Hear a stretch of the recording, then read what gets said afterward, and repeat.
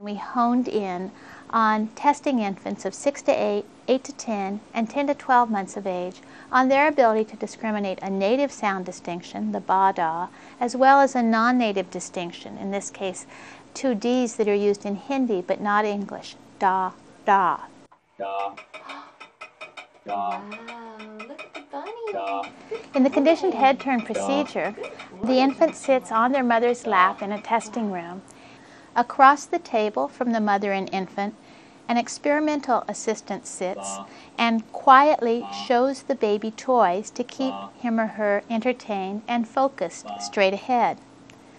In the background, they're being presented with sounds.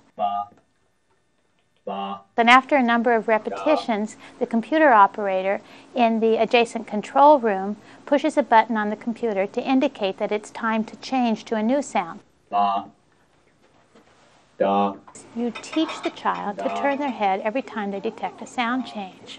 There's a training phase where every trial involves a change from one sound to another with the immediate activation of a reinforcer. Then there's a conditioning phase where you gradually delay turning on the reinforcer, hoping that the child will make an anticipatory head turn.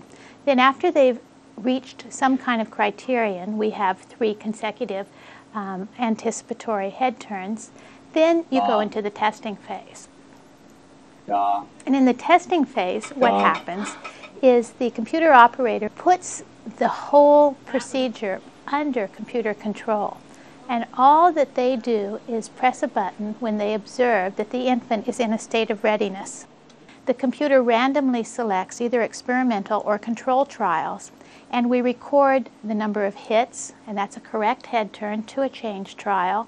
Misses, that's when there's been a change trial. It changed from ba to da and the baby did not turn their head, in which case there's no reinforcement. Correct rejections, so that's when the computer selected a control trial, no change, and the baby doesn't turn their head as is appropriate.